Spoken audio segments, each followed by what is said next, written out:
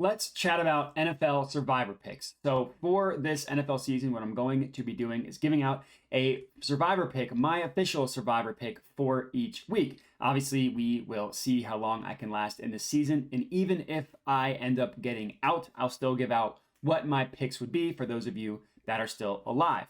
Make sure, if you're not already, to subscribe to my YouTube channel, as I'm going to be coming out with a ton of NFL content over the course of the season and leading up to the season as well. But let's talk about Survivor. So if you're unfamiliar, the way that an NFL Survivor pool works, you're literally just picking who you think is going to win straight up. Value, odds, none of that stuff matters. You literally just need to find a team to win straight up. It's harder than it sounds like, though, because once you choose a team, you can no longer choose them. So let's pretend that I choose the Chiefs in week one. Well, then that would eliminate me from being able to choose the Chiefs for the rest of the season. So a couple things to keep in mind. Number one, week one is always going to be the hardest. Good teams, they get upset in week one all the time. I'll never forget, 2 years ago, the Packers got blown out in week one against the Saints. Obviously, the Packers had an incredible year. Aaron Rodgers was the MVP. The Saints did not have a good year.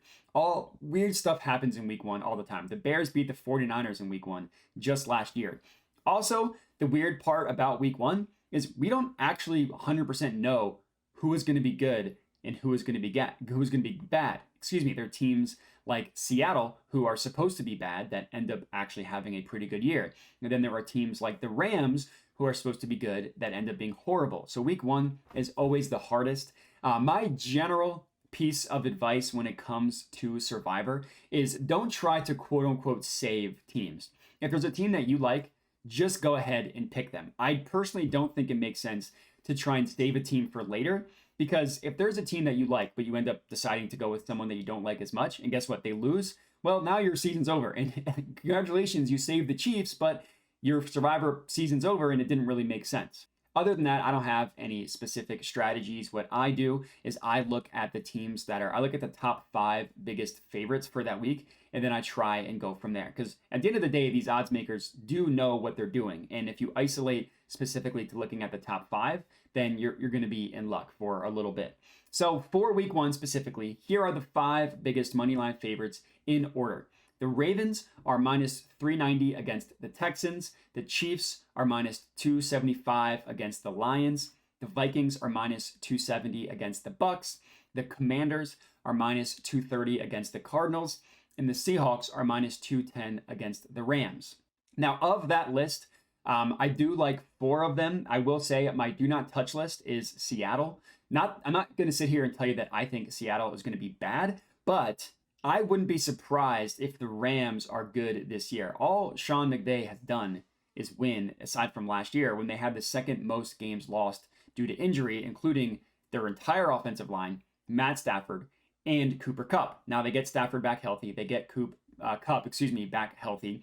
Their offensive line presumably should be better, should be healthier. Yeah, they're going to have a terrible defense, but the Rams could actually be good. And we don't know yet if Geno Smith is a one-year wonder. Now, the Seahawks could very well be good, and I could feel dumb. But a Monday night division game against the Rams, who have a history of success under McVay, just had one bad year, to me is not worth it. There are 4 teams of the top 5 that I do like. The Seahawks, I just don't think are worth it. My official pick, I'm actually going to go with the Commanders against the Cardinals. So my prediction here is that the Cardinals are going to have the worst record in the NFL, which is not a hot take by any means. They're the favorite to have the worst record in the NFL, but they literally have nothing going for them. Kyler Murray, the only thing they had going for them is no way he's going to play in week one. I think they have a loser head coach in Jonathan Gannon, and I think this is going to be the year of all the teams that the top 5, of all the opponents of the top 5, the Cardinals are the only team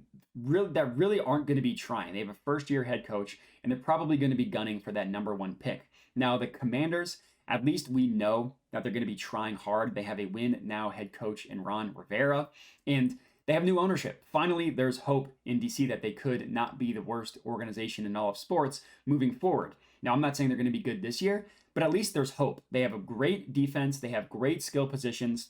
They could be better than people think. Even if they're not, they should be able to beat the Cardinals in week one. And the other 3 teams that I didn't mention, they're all at least going to be trying to win. The Texans traded their first round pick in next year's draft, and they have a rookie quarterback with a rookie head coach. They're going to be at least trying to instill a winning culture, which the Cardinals are not. The Lions, obviously, they're playing the Chiefs, and the Chiefs are amazing, but the Lions are everybody's favorite sleeper pick. And if they upset the Chiefs in week one, wouldn't be the craziest thing in the world.